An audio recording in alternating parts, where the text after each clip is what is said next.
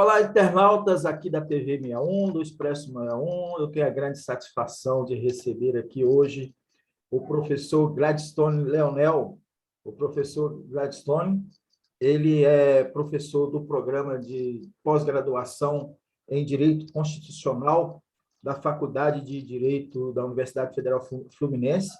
Ele é pós-doutor em Direitos Humanos e doutor em Direito pela Universidade de Brasília, UNB, com estágio doutoral na Universidade de Valência, na Espanha. Ele também é mestre em Direito pela Unesp, especialista em Sociologia Política pela Universidade Federal do Paraná e bacharel em Direito pela UFV. A UFV é qual universidade mesmo, Gladstone? Federal de Viçosa, Minas Gerais. Famosa Universidade Federal de Viçosa.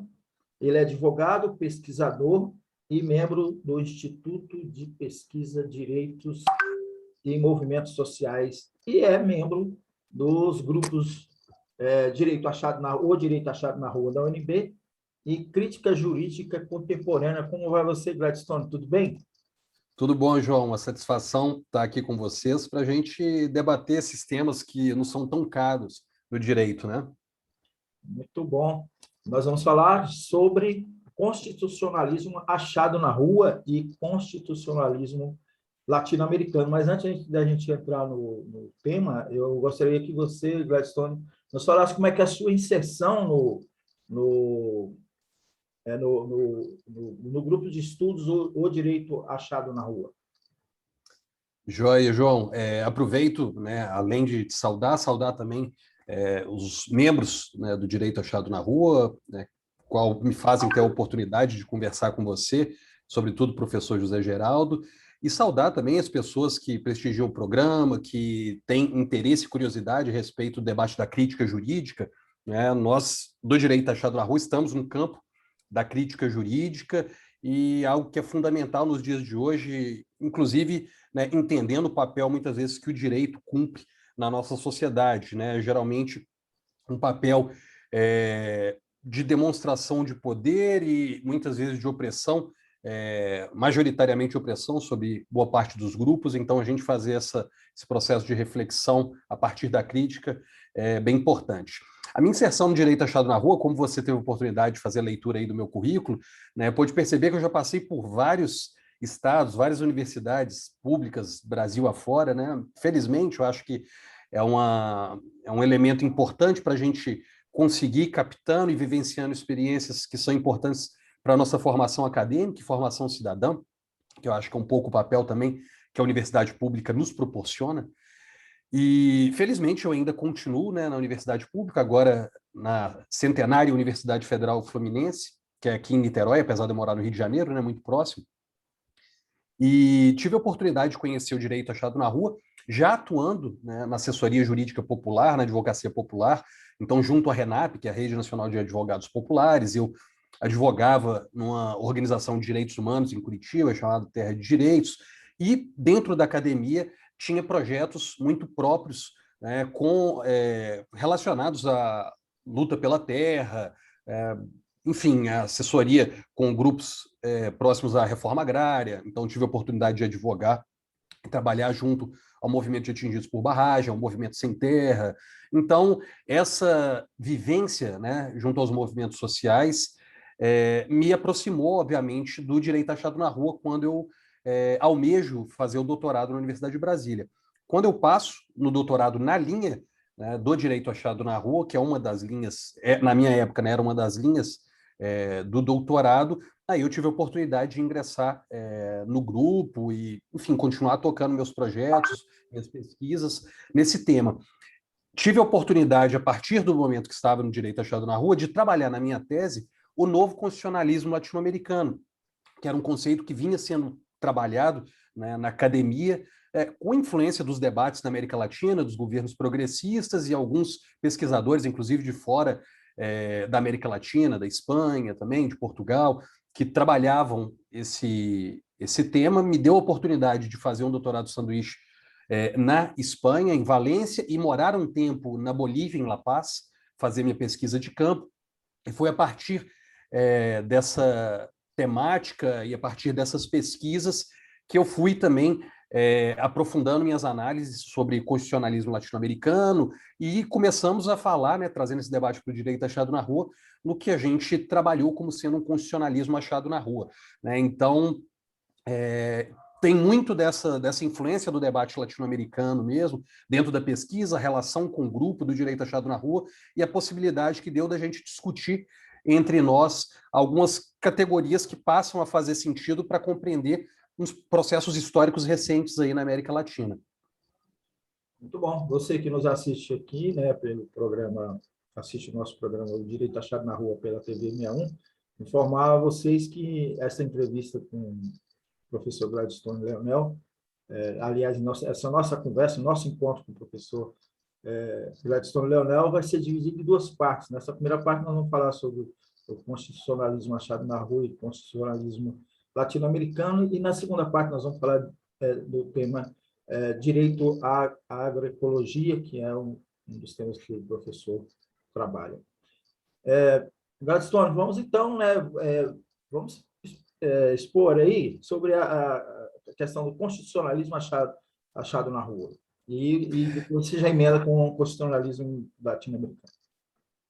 Legal, João. Eu, assim, se a gente pudesse trabalhar, vamos dizer, trazer um conceito, né? Eu acho que não sei se é adequado a gente tratar isso com algum conceito, né? Mas se eu pudesse expor a forma que eu trabalho, que eu enxergo isso, pelo menos nos dias de hoje e para essa conjuntura, então a gente tem que também trazer o direito para o nosso tempo, né?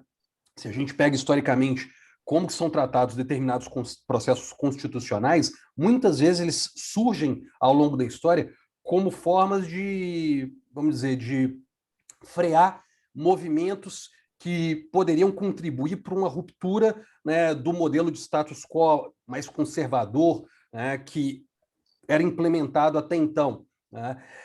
E me parece que dentro dessa conjuntura, no início do século XXI, sobretudo, isso é tratado de uma forma um pouco diferente a partir da correlação de forças que se dá, né, principalmente na América Latina. Então, quando eu falo em constitucionalismo achado na rua, né, hoje eu trago essa análise no sentido de que a Constituição, obviamente, ela deve conferir um sentido político ao direito, garantindo uma concretude de uma teoria constitucional, que não deve ser uma teoria constitucional meramente abstrata, como se fosse sujeitos abstratos, universais, né, ou numa perspectiva histórica. Geralmente o direito tradicional e clássico é tratado, né, mas que reconhece a legitimidade da luta social do explorado, do trabalhador, do excluído, que é compreendido, me parece, numa dialética do real, do concreto, onde está estabelecida uma sociedade dividida em classes. Ou seja, é uma forma de garantir um exercício fidedigno do que a gente vem a chamar de soberania popular. Então, me parece que esse é um pouco o papel do constitucionalismo achado na rua, né? Pelo menos é a forma que eu busco observar essa questão, né? E é interessante notar, João, você chama atenção de, ao tratar o constitucionalismo achado na rua, da gente também fazer a abordagem do novo constitucionalismo latino-americano, do constitucionalismo latino-americano.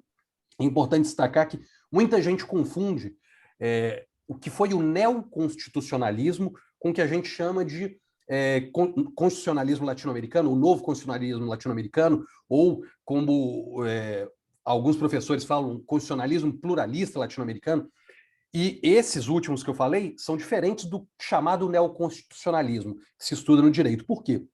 Quando a gente fala do neoconstitucionalismo, a gente está falando de vamos dizer, de um processo, né, de escola constitucional que tem matriz europeia, que se origina após a Segunda Guerra Mundial, que fortalece a ideia de jurisdição constitucional, controle contramajoritário das cortes, os tribunais constitucionais, ideia de representação, que em alguma medida também mantém invisibilizado experiências e conhecimentos dos povos em si, principalmente dos latino-americanos, uma vez que a gente acaba herdando essa estrutura dessa escola, né, do neoconstitucionalismo e reproduzindo aqui, sem trazer uma análise crítica, traz a centralidade do ser humano, né, superando uma visão meramente patrimonialista, mas se mantendo ainda numa visão liberal vamos dizer, da forma de encarar o fenômeno do direito constitucional. Quando a gente traz essa experiência do que ficou marcado como novo constitucionalismo latino-americano ou essas outras variantes de denominação, o que a gente está falando? Nós estamos falando de um processo que que observa uma reorganização dos movimentos sociais progressistas no final do século XX, início do século XXI na América Latina, contra políticas neoliberais. Então, são contextos históricos bem distintos, que vai apostar não simplesmente numa ideia de representatividade democrática, mas democracia participativa, comunitária, uma participação popular como indutor de mudanças, vai resgatar, em alguma medida, experiências e conhecimentos dos povos latino-americanos, né, seja indígenas, seja experiências dos negros, a partir de uma interculturalidade ou de uma plurinacionalidade que algumas vezes vai buscar se afirmar dentro desses processos, que vai conjugar o ser humano, né, e elementos relacionados à vida como um todo, então não só entre si, né, mas com uma vida humana ou não, e aí, a partir disso, reconhecer, por exemplo, direitos da natureza, a noção da cosmovisão a partir da Pachamama, né, de uma forma muito concreta e não simplesmente abstrata, como poderia ser muitas vezes esse discurso trabalhado, em alguma medida trabalhando e trazendo novas estruturações institucionais desses países. Então, eu acho que é uma percepção, né, para enxergar a América Latina, né, com a lente do direito, muito concreta e muito útil no que diz respeito à sua utilização política, a utilização política do direito como tática, né, uma vez que a gente reconhece as limitações do direito, né, para fazer determinadas mudanças. Então, o que eu destacaria, né, ao casar o debate do constitucionalismo achado na rua com o debate do constitucionalismo latino-americano, que o que marca essa movimentação, me parece que é essa permanente contestação ao neoliberalismo, né, e a possibilidade dos povos, né, dar luz aos povos que vão ser sujeitos coletivo, né, dessas lutas, né, como o professor José Geraldo gosta de trabalhar, né, dentro das suas categorias. Então, é um pouco esse caráter que é importante salientar, me parece, né? A experiência chilena que a gente está assistindo agora, né, ela converge para esse ponto, né? Dessa, inclusive, a gente tem até me parece que a presidente da própria Assembleia Nacional Constituinte do Chile é uma indígena, né? Sim, Elisa Loncon, se eu não me engano. Exatamente, né? Então, essas lutas vão se combinando, né? Parece que o Chile seria hoje um exemplo do que você relatou aí, né? Perfeito, João. Me parece também, né? E assim, perceba que essa experiência chilena não é a experiência, por exemplo, com a Elisa Loncon como presidente da Assembleia Constituinte no Chile, não é a experiência original, porque na Bolívia aconteceu a mesma coisa com a indígena Silvia Lazarte, que morreu, inclusive, recentemente, e foi presidenta também da Assembleia Indígena, né? Não era Mapuche, né? A Elisa Loncon é Mapuche, a Silvia Lazarte, se eu não me engano, era Aymara, e também, vamos dizer, liderou esse processo. Então, existem pontos comuns aí que é importante da gente trazer, né? A experiência chilena parece que isso, tende a trazer determinadas questões aí muito importantes para essa nossa observação, né, e avaliação desses processos, até porque, por exemplo, se conseguiu uma paridade de gêneros para se realizar esse debate, você está falando vamos dizer, de uma ideia, de uma constituinte que parte das lutas populares, né, que foram estabelecidas recentemente. A gente está falando de uma Constituição que ela se afirma sobre uma Constituição ditatorial da época do Pinochet, uma Constituição de 71, e que vem, de acordo com os chilenos, vem se afirmar, possibilitando não só uma nova Constituição, mas constituintes exclusivos eleitos para essa Constituinte. Por exemplo, um processo diferente da nossa Constituição de 88, que tinha senadores biônicos, etc. Né? Então, de toda forma, é um processo também que é importante a gente observar que tem seus limites. A gente tem que enxergar também isso. É isso, o direito em si, né, a Constituição é um processo que tem limitações, uma vez que partem de uma estrutura burguesa, de uma estrutura liberal, ontologicamente falando, né? Mas tem algumas limitações, porque, por exemplo, essa constituinte chilena, né, esse processo, ele foi submetido a mandamentos de uma lei anterior, que é a Lei 21.200 de 2019, que pode, vamos dizer, pode questionar algumas coisas na corte do poder do constituinte originário, né? E dentro do processo constituinte, isso, geralmente, quando a gente fala o constituinte originário, ele tem plenos poderes sobre essa Constituição, né? Ou sobre a formulação dessa Constituição.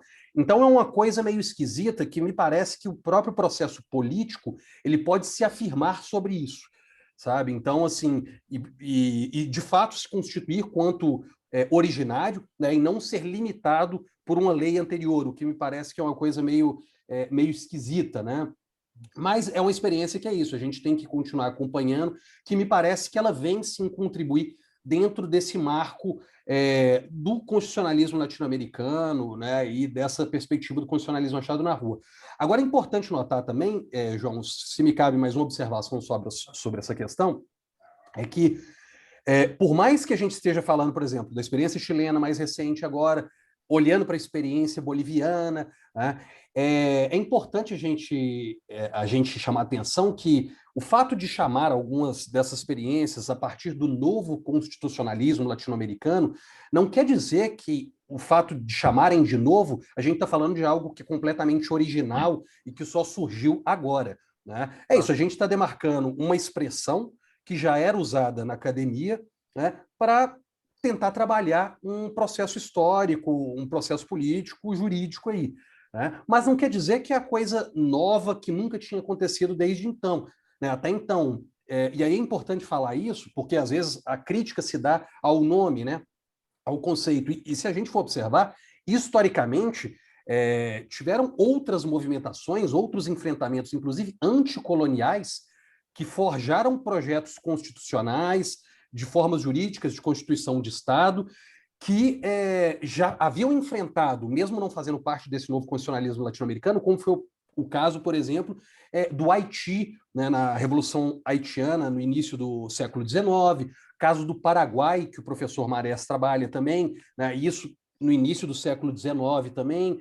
Então, são processos que demarcam um caráter já anticolonial, de afirmação do direito, independentista, no caso do Haiti, inclusive anti-escravista, e que contribui, né, para trazer essas primeiras experiências, né, de um constitucionalismo que se afirmava em luta, né, que se afirmava, né, na tentativa de garantir direitos e de alimentar a luta política desses povos em períodos anteriores ao que a gente chama de novo constitucionalismo latino-americano.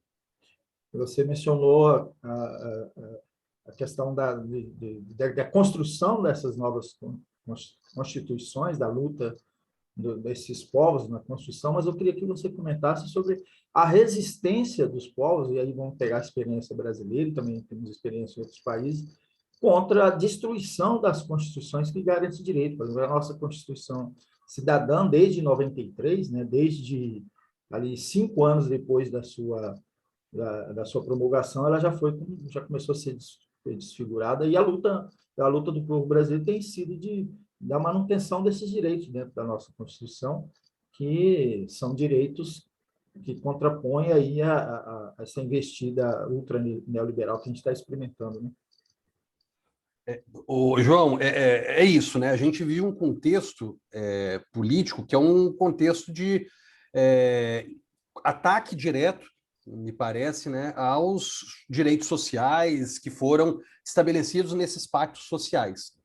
Principalmente no Brasil, né, após a Constituição de 88, se a gente observa o processo de reformas constitucionais, de emendas constitucionais, todas elas vêm no sentido de dinamitar os direitos sociais, de desconstituir esses direitos sociais. Então, o pacto social estabelecido em 88, ele vai se fragmentando ao longo do tempo, e hoje a gente tenta resistir, né, justamente para garantir a manutenção desse uso político e desse enfrentamento, uso político da Constituição, mas com muita dificuldade, já tendo passado várias reformas liberalizantes, como você mesmo salientou. E a gente não pode se enganar, João, porque por mais importante que seja a tentativa de manutenção desses direitos dentro desses processos, é só a luta política, a luta popular que vai garanti-los. Não tem outra escapatória. E aí, se a gente observa as experiências na América Latina, a gente vai ver que, de fato, ela nos apresenta esses elementos também de uma forma muito clara. Principalmente se a gente observar o que aconteceu nos últimos 2 anos na Bolívia.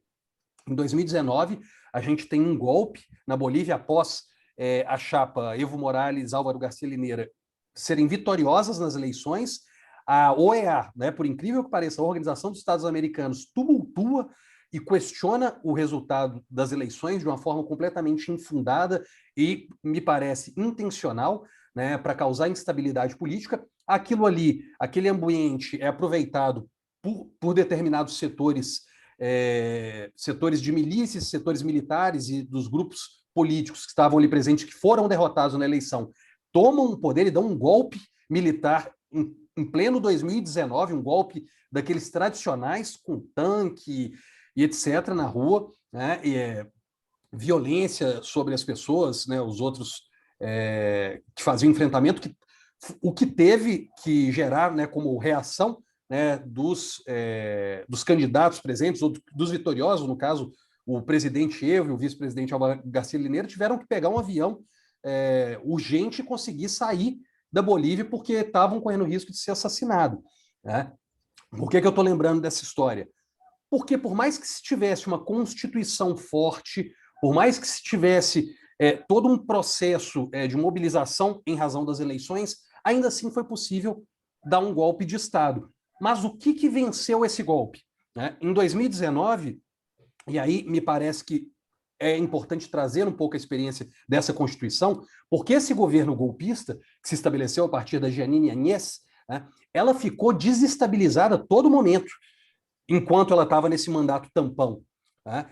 Por quê? Ela estava desestabilizada porque a própria Constituição exigia chamar a eleição, vamos dizer, os incisos e a estrutura constitucional e institucional era uma estrutura que não dava uma tranquilidade de governo para esses governos, porque havia uma cobrança do que a própria Constituição tratava como pacto social, o que possibilitou, durante aquele período, a articulação das lutas políticas, não só institucionais, mas nas ruas. Né? E essas lutas políticas que os indígenas fizeram, que os setores populares fizeram, de fechar rodovias, de fazerem barricadas dentro da cidade, foi fundamental para garantir a chamada de eleições, porque elas vinham sendo adiadas, foram adiadas umas 2, 3 vezes na Bolívia, mas foi suficiente para conseguirem chamar as eleições e garantir a eleição, né, da chapa que havia sido derrotada, né, dos candidatos do MAS. Né? Então, isso não foi simplesmente uma movimentação institucional das urnas, foi uma movimentação que só foi vitoriosa nas urnas porque teve as ruas como subterfúgio de luta. Né? Então, a gente tem que entender que aqui no Brasil ou em qualquer outro lugar, a gente só vai conseguir fortalecer essa teia social de preservação de direitos com luta social, com mobilização da sociedade civil. E seja estando no momento que nós estamos, né, de oposição a um governo que me parece que tem elementos, inclusive, protofascistas, né, e não simplesmente liberais, seja caso, né, setores progressistas venham assumir, né, daqui a 2 anos, né, se tudo der certo, numa eleição, venham assumir o governo. Eles têm que estar antenados que não se faz governo simplesmente no parlamento. É importante olhar para a rua para potencializar essas mudanças que a gente espera, né, e que não vem simplesmente pelo direito. Exatamente. Eu acho que a questão das ruas ela é fundamental. Né? No Chile, então, foram as ruas que garantiram que se chamasse uma nova constituinte, e, como você mencionou, o exemplo boliviano. Nosso tempo está terminando aqui, Gladson, mas eu gostaria de que, se possível, você fizesse essa avaliação sobre um outro processo constituinte que é um pouco diferente, né? Tem características muito próprias, que é o processo recente também de Cuba. Você teria condições de fazer uma avaliação como foi o processo lá em Cuba? João, o processo cubano é isso, ele é um processo que ele marca uma distinção, né, muito clara e muito evidente do que a gente vivencia na América Latina de uma forma geral, porque é uma experiência que parte, né, se a gente pode dizer assim, de um processo revolucionário já estabelecido, né? Então, falar em Cuba, a gente está falando de um país em que já está assentada uma institucionalidade, primeiro, a partir de valores e de uma construção, né, que parte de uma perspectiva socialista de construção do Estado, por mais, obviamente, que a gente esteja falando, né, de um país em que o modo de produção capitalista ele vai sufocando, ele não só é sufocado, né, pelo modo de produção, mas ele é sufocado também pelo embargo econômico que sofre da maior potência econômica do mundo, que é os Estados Unidos. Então, é uma Constituição que, vamos dizer, que anterior era a Constituição de 1976, né, que foi construída no pleno valor, né, um pleno vapor, né, da Revolução Socialista e tinha uma força muito forte. A gente vê essa nova Constituição a partir de um processo que já não se tem a União Soviética como um parceiro econômico, né, e ela continua mantendo o caráter socialista, né, foi promulgada, se eu não me engano, em 10 de abril, e ela marca um caráter ainda anticolonial que se faz presente dentro da estrutura de Estado cubano, só que trazendo, né, o que é chamado muitas vezes de algumas aberturas econômicas no sentido de garantir a viabilidade econômica da ilha. Então, a gente vai ver que há uma preocupação nesse aspecto, e o processo constituinte cubano foi um processo constituinte com uma participação popular muito intensa, né? Então, se fala que nessa promulgação, nessa Constituição cubana, se eu não me engano, foram envolvidas, porque as pessoas não se dão conta, né, como que funciona a experiência cubana, e para a promulgação foi realizada, se eu não me engano, 130 mil assembleias no país, em Cuba. Imagine, qualquer processo constituinte na América Latina, Brasil, etc., não passou nem perto disso, né, de uma ilha desse tamanho, não sei, de Pernambuco, talvez, mas com 130 mil assembleias no país durante 3 meses, 9 milhões de pessoas participaram da consulta, então 80% dos cubanos participaram e 60% dos artigos propostos inicialmente na Constituinte, né, foram mudados em alguma medida durante esse processo, né? Então, o projeto foi aprovado na Assembleia Nacional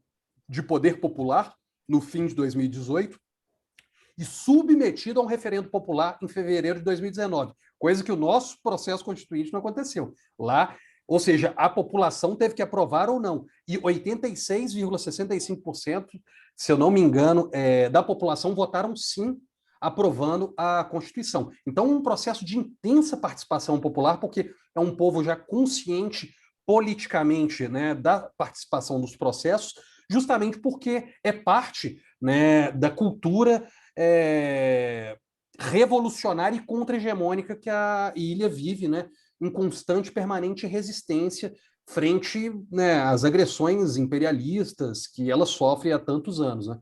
Então, é um processo muito importante para a gente observar e desmistificar, né, essas contra-informações que a gente recebe vindas de Cuba, né? Então, um processo profundamente, radicalmente democrático, né, no que diz respeito à participação efetiva das pessoas.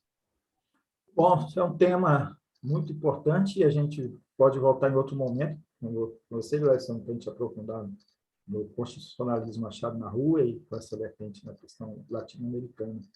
A gente vai encerrar por aqui, vou deixar aí para as suas considerações finais. João, gostaria de agradecer, né, a possibilidade de participação e diálogo. Acho que são temas importantes para a gente observar, olhar para a América Latina, olhar para nós mesmos. Então, ter essa percepção, eu acho que faz com que a gente consiga trabalhar criticamente o direito, da forma que tem que ser trabalhado, e nos faz olhar para um projeto de sociedade mais solidário e que, enfim, a gente possa se inspirar, né, para continuar nossas pesquisas, continuar nossas lutas, que é o que é mais importante. Muito bom. E você que está nos assistindo aqui, o programa O Direito Achado na Rua pela TV 61, nós vamos, daqui a pouco, fazer a outra gravação com o professor Gladstone Leonel sobre direito à bioenergia, que é outro tema que ele... Agroecologia. Agroecologia, desculpa. Isso. Direito à agroecologia, que é outro tema com o qual ele trabalha. Nós vamos deixar o link desse programa e do outro, na descrição dos respectivos vídeos. Obrigado por participar aí com a gente. Grande abraço para todo mundo. Obrigado, Gladstone. Abraço.